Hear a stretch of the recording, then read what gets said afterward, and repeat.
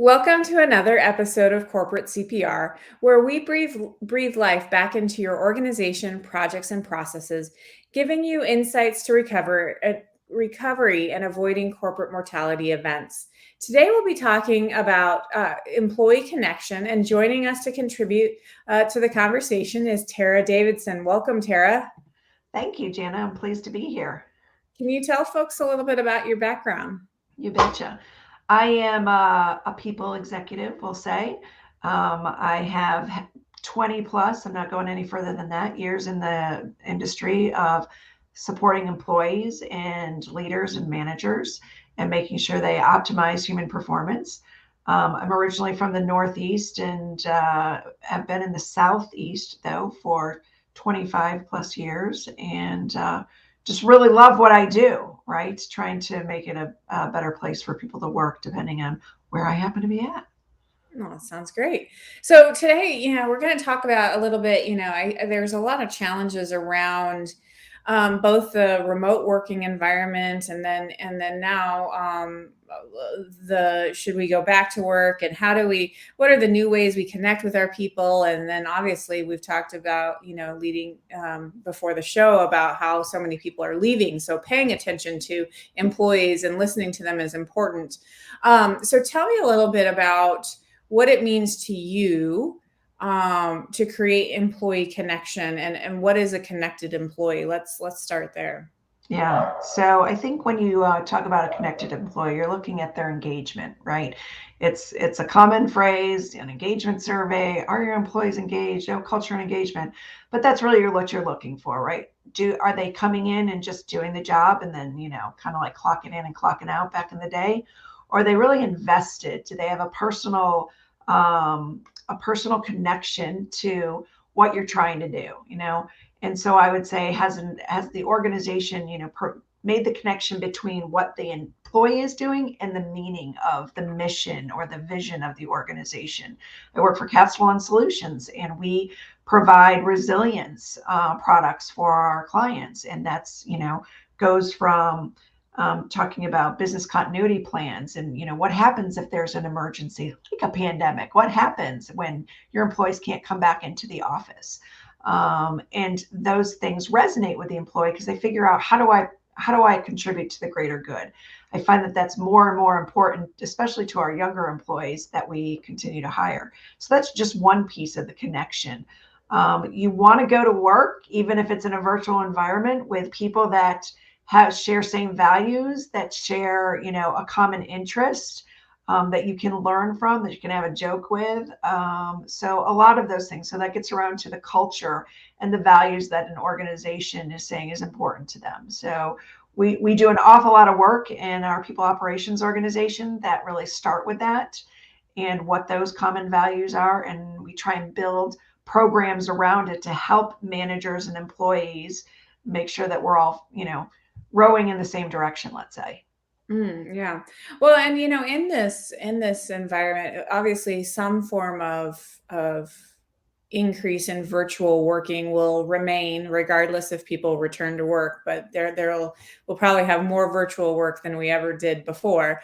And it is difficult to be connected because everything seems to be scheduled, and then in meetings, you don't have that time where you can show up early to a meeting and linger in the hallway, or have the conversation after. So those are important connection points. So how do you intentionally create connection in the remote environment then? Sure.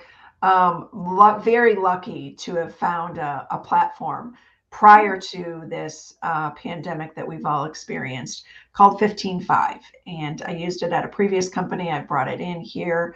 And it's the idea of this continuous feedback cycle, right?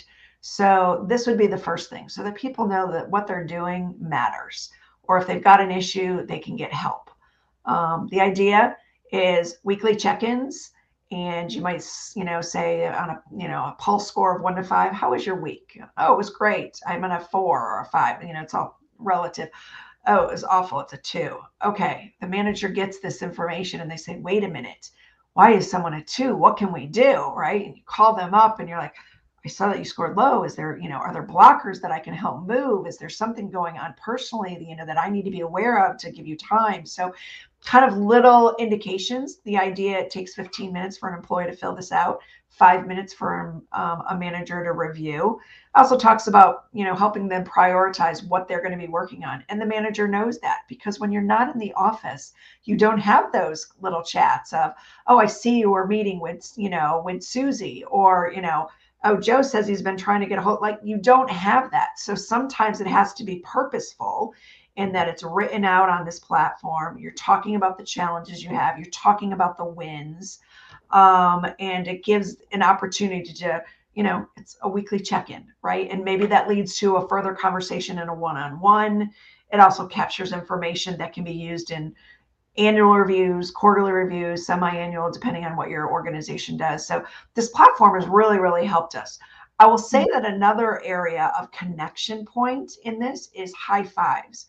You don't get the, hey, you did a really good job, and a pat on the back as you're walking by somebody's cube, right? We have this opportunity in the platform to recognize your peers or other people that you work with, to say, hey, I really appreciate, what so-and-so did for me today. Or, Jana did a really great job talking, to the clients, and, solved a problem that we've been working on for 2 weeks. What we ask them to do is connect it to our core values, and then those are submitted for monthly recognition prizes and stuff. So it's been highly successful. I mean, we have an employee base of about 150 employees, and we have well over 250 nominations every month. It's crazy. And sometimes it's multiple people being nominated in one thread. So the opportunity for peer recognition is there, the appreciation of others, and an opportunity to say, is everybody looking at what this person just did? This is amazing, right? And when you're hybrid or just remote in general, that's really hard to do. So been a big help. Oh, that's great. What about, do you share advice for your team for how to connect in meetings and things like that, and not make it all just about I mean, so I'm a project manager by trade. So you go to a meeting and you show up and you talk about what you're supposed to talk about. You end the meeting on time, which definitely in an in-person environment works fine, because of the hallway, and because of being able to hang out in the meeting room after. But do you have tips on creating that intentionality, I guess, Absolutely. for people who aren't in that manager-employee relationship? Absolutely. I think there's a lot of things that are out there that can be done. We're rebranding our spirit committee. I'm hoping to call it C3, right? Castellan Culture Crew. There are lots of activities that you can do monthly that, you can bring people together, whether just having fun playing games for companies that have really launched through this whole pandemic. We've done cooking programs where we get a chef to come on and show us, and they give us like the list of ingredients beforehand. We all go out there and we're cooking right along with them. We also, we have various Teams channels that are out there. I know people who have Skype have Teams channels that, like, their dogs, or, it's a women's book club or what have you. So there's lots of things there. I will tell you that when we encourage our employees, when they go to a weekly meeting, like with your cohorts, that it's not immediately running into what's going on in the business. You take a moment and you say, tell me something that was really, really good in your personal life last week. Like, I'm not asking you to get all personal, like, not TMI, but like, what's the highlight from last week for you? I would say, okay, I ran a 15K, or I finally got outside because it was warm enough to open the door. And then you might go into, okay, likewise, well, what's the business best thing that somebody did, right? I mean, what's going on in the business that we want to share with people and recognize? So I think you hit a really important topic. You want the personal side of working in a company, of being able to have that, what used to be called water cooler chat, right? How do you have a chili cook-off for Super Bowl when there's no office to go into and have a chili cook-off, right? So you got to be a little more creative these days. And I got to tell you, there are a lot of companies out there that have thought way ahead. And, they're calling people up going, hey, have you thought about this? And it's amazing. It's a good community to be sharing different ideas on, to make sure we understand that, I think the hard part about this virtual environment is people work a lot longer hours. I mean, Mm. I think there was a fear that they would work less. I think what we see is people are you don't have the commute anymore, so you're like, okay, I might go work out in the morning for 45 minutes, but then I'm right here so I can get right on, or after I put the kids to bed, I'm going to go and just check on something. So you have to be purposeful about trying to separate business and personal. But I think it's important that you do have those casual, friendly, collegial moments somewhere No. built in. Yeah, absolutely. I've also, one of the things I find so frustrating, seeing on LinkedIn is all these people like, oh, we've proven we can work from home and it's just as good. And while I do think there's a sense of proven some remote work, I take to, I disagree a little bit with it works just as well. I think, for me, it's like we need some sort of hybrid. And the reason I don't think it necessarily works so well is you lose out on a few things. And the things that come to mind, well, we've talked about the water cooler stuff, which, transcends to people who you may not work with day to day, right? You may run into somebody in another department and learn new things because you're talking to them. So that's one. But the other one that's really significant to me is there's this idea that you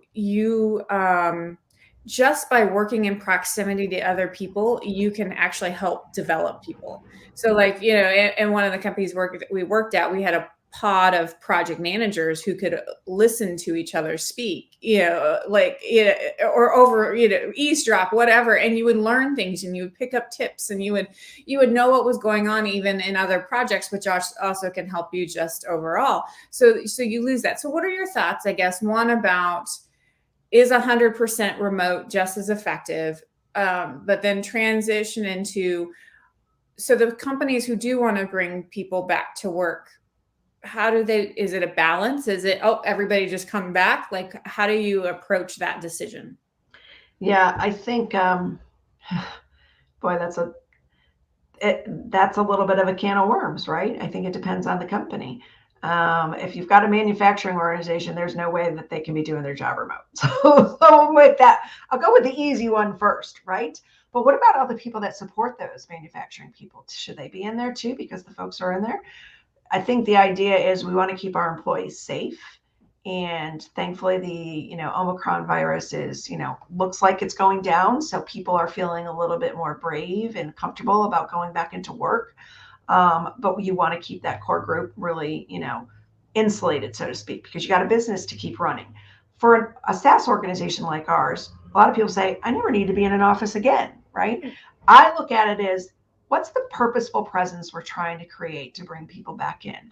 I know that when I go in the office right now, and whether it's once a week or twice a week, if I can turn to somebody and ask a quick question, or one of my employees is trying to ask a question of me, and it's quicker. We're more efficient that way rather than having to shoot me, a Teams message or send, put together a Zoom meeting or what have you. So I think that's quicker. I agree with you though. You lose some of when I'm in the office, I sit next to our head of revenue, and then and then there's the head of customer success, and then there's the head of North American sales, and then there's somebody in the consulting, and it's a small group, but people hear the conversation like, no, wait a minute, you forgot about this, right? Or the GC is right there, and you can ask them a question. So there's a bit of that is certainly missing when you're not in that same room. I think for us, we made a decision that we weren't going to bring people back, or we weren't going to require anybody to come back in the office till after January of this year. We've made no push to bring people back, probably because of the Omicron. In fact, we delayed our in-person sales kickoff meeting. We're pushing that to April, so hopefully we'll be able to get the whole team together then. But if people want to go into the office, we're not preventing it by any way, shape, or form. Now, I think we're really more in the phase of, how do we encourage people to come back in? Like, you don't have to come in 5 days a week. We're not going to be that organization. I do know of friends who work for organizations that say you do need to come back in, and every week you're going to have a nose swab to prove that you're not COVID positive. And, that gets into a whole nother, as I said before, can of worms. But I agree with you that I think it's a different type of productivity. I think that we've had to become a little more innovative on how we get work done with others when you're not in person. And it may be easier for some, and it may be more of a challenge for some. I've got people who have high anxiety level and they're perfectly happy working at home and their dog is at their feet and they're like, I'll talk to them when I talk to them. Then there's people that me like, with their kids who are banging on the door when they're on a conference call going, can you wait a minute? So it's a I think mixed so. bag, right? Yeah, but you mentioned the person who's perfectly happy. I think there's a level though of what we're perfectly happy doing is not necessarily always the best for us, because I am perfectly happy being 100% remote, but knowing my personality, I know it's not the most effective thing for me, because I am a person who's just very task oriented. So working remote is great. Like, you just do the task and get it done. If you have to schedule a call to do it, you schedule the call. Like, it's all very structured and organized.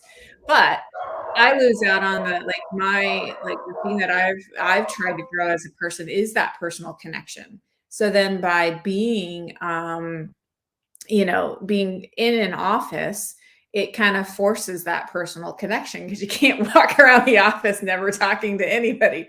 So, I mean, how do we encourage people who are in this set of, I love to be at home, for whatever my reasons are, to see the value of going back? Yeah. I think it's a matter of, I don't want to say baby steps, but it's tough environment right now. You don't want to be the employer that says, you have to be here and we're going to make you come in. We're going to force those relationships. There is too much.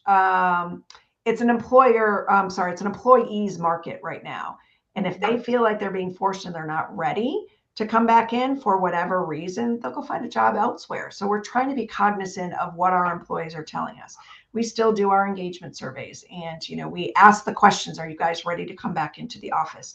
For some people, they're calling me saying, can I go back to work? Can I come in? Of course you can, right? We're not preventing any of that at any of our locations. But when you come in, here's what they found. Sometimes they're the only person in the office, or maybe there's only two people in the office. And then you're like, why am I here?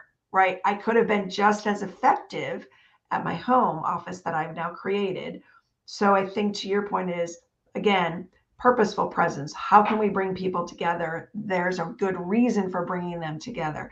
Maybe it is the kickoff meeting. Maybe it's a quarterly meeting, trying to get them to be able to get out of their home offices and reconnect with their fellow employees so that they can see the value that those connections really do help with. Mm. So, obviously we're focusing a lot on the remote work, return to work, but, employee connection obviously extends just beyond those two decisions. Um, you mentioned the engagement surveys, and, I know I've been in environments or observed environments where it seems like the engagement surveys are read and they are digested, but maybe the visibility to the employee isn't there that anything's being done. Like, Agreed. it's just a mystery. So talk to me a little bit about how to make those effective, because really engagement is a buzzword. It's been a buzzword for like 15 years now. How do you make it more than just a buzzword? I think you have to have the buy-in with the employee. So you've asked them to take 10 minutes to fill out a survey at some point. You get the presentation, you're trying to understand what that means. But I think you have to go a step further. It's not just what the numbers say on the piece of paper that's back, right? That's just telling you the data. What's the story underneath it? So we've encouraged our leadership team to meet with managers, employees within their respective departments and share, what are the top 3 strengths that you guys said we do really, really well? Are there things that we can capitalize on there? What are the top, what are the low 3 things that, we need to improve? And what does that mean? Right. So if someone says, professional development, well, okay, what does professional development mean for, someone? How did you interpret that question? Is it a matter of, I need to send you to get a certification? Is it, I need to give you some cross-functional experience? Is it, I need to feel that I'm utilizing my skills and abilities better. Maybe that's professional development. I think there's a dialogue piece that must occur. And you are 100% right. If you're not being transparent with your employees that A, you're focused on it and what you're focused on and what you're trying to do, by the time you get around to asking for another survey, you'll have a couple things happen. I think you'll have less participation because you'll be like, I don't know what anybody did. I told them once. Why are they asking me again? They didn't do anything, right? You have to tell them what you're doing and what you're trying to focus on. And let's remember, you can't boil the ocean. Pick one or two items that you want to focus on and try and see if you can move that needle. Um, and you need to have that constant open communication so you can say, if we're still not doing it, what do we need to do differently? So I don't want to say it's an action plan, for managers, because I think employees own a piece of this, right? They help set the tone. They help create and craft the culture of our organization. There's ownership in there, right? Like if I'm to build an onboarding program, let's say, and we're kicking it off and, they're going through all the technology to get their paperwork done, and we're, doing an onboarding employee orientation.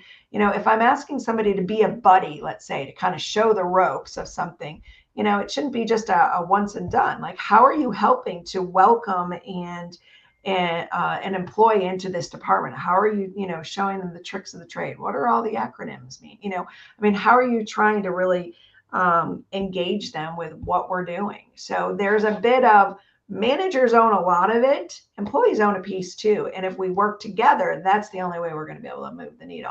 You want your employees to be excited to say, I work for Castellan Solutions, right? And I want you, Jana, if you're looking for a job, I want you to come work with me too, because I think you'd be a great fit, and here's why. To that point, we've encouraged our employees on that. Employee referral programs are a great tool.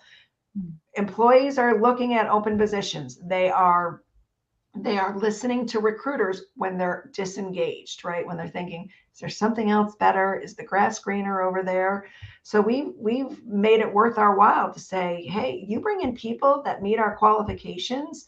We want to pay you for that. We want you to bring in the people that you think would fit best, because you know what it's like.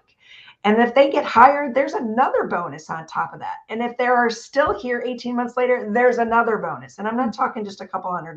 Like, we want people to feel like you know best what kind of person you want to sit next to develop a new application or work on a spreadsheet, rather than, us just finding someone and you don't know them, right? So we really have tried to encourage our employees to be part of our solution of creating a great environment.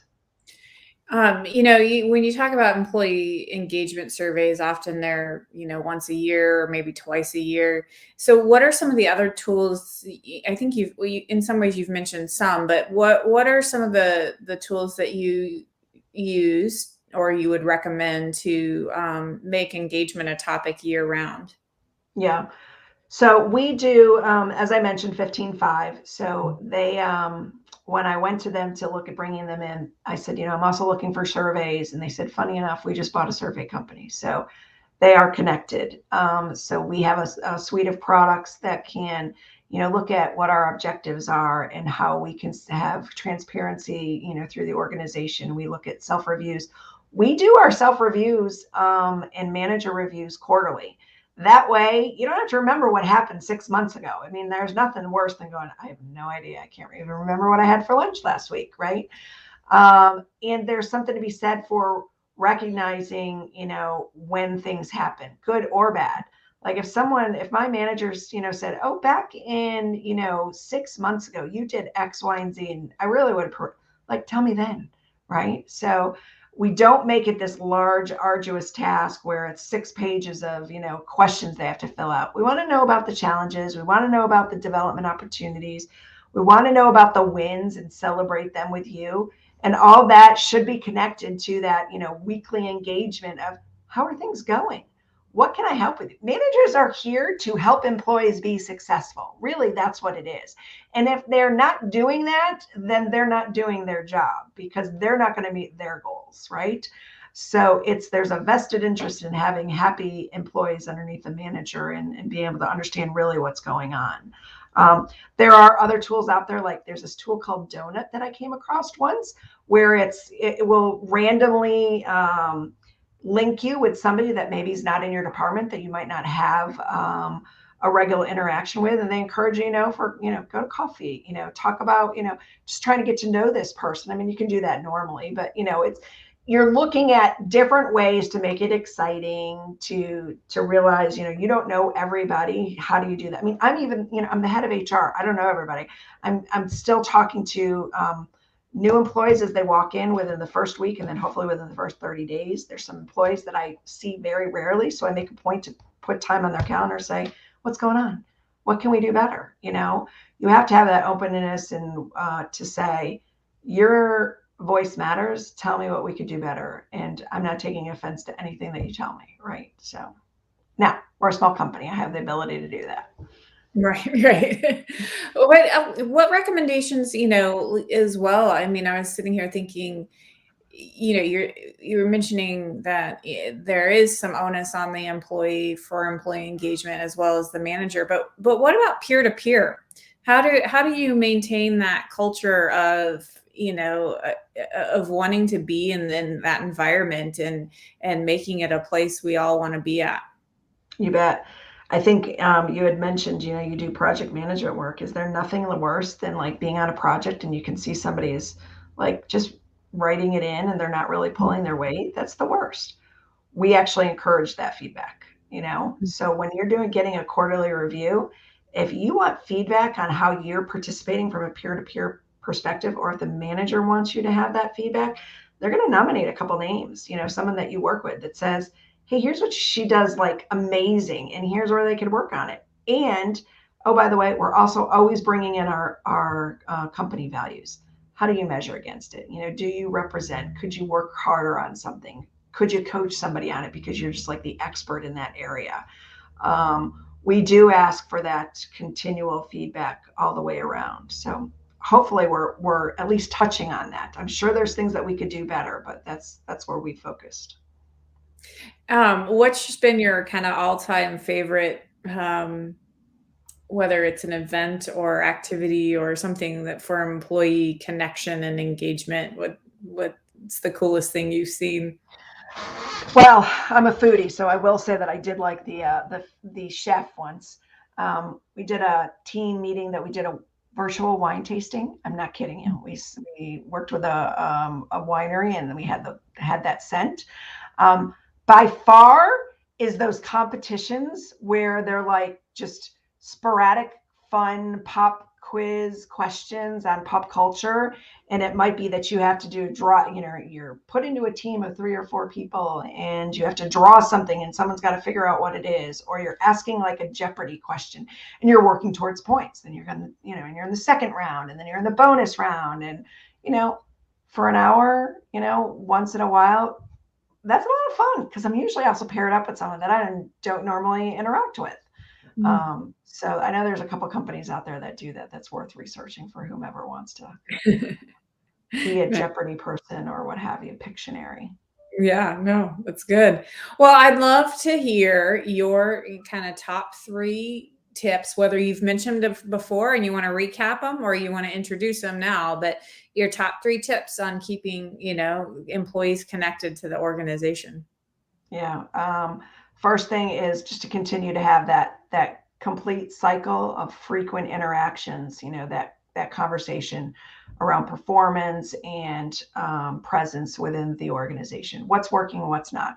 If you're only doing it once a month, that's not enough. It really isn't. And goodness, if you're doing it only once a quarter, that's even worse, right? People want to have the feedback of knowing where they're going and what they're supposed to be doing and how they're contributing to the overall goal of the organization. We also have town halls on a regular basis, and we have learning sessions. We call them caffeine and learns, every 2 weeks. So we try and educate and keep connected with employees virtually as much as possible. I think the second thing is, if you can get people into the office, why are you bringing them there? So I'll say it again, purposeful presence, right? encouraging them with, a free meal is always a good thing, but there's got to be some really cool reasons as to why we're here as a group, rather than just, well, I'm doing my job and I could do it at home, but I could do it here too. Like there should be a little bit more to that, at least in today's day and age.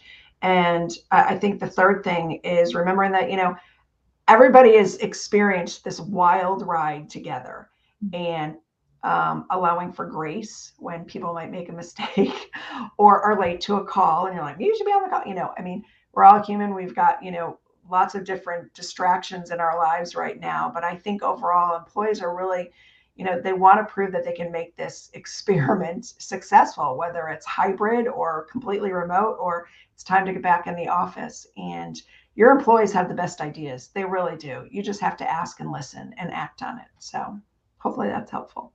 No, it's great. So Tara, if people wanted to connect with you or learn more about your organization, maybe what's the best way to do that? Absolutely. A couple different ways. I'm on LinkedIn, Tara Davidson, and you certainly, shoot me a note there. You could also reach out, via my email. I'm on Castellan Solutions. If you go to Castellan Solutions on the website, you'll see me there in the leadership team. My email is there. So please feel free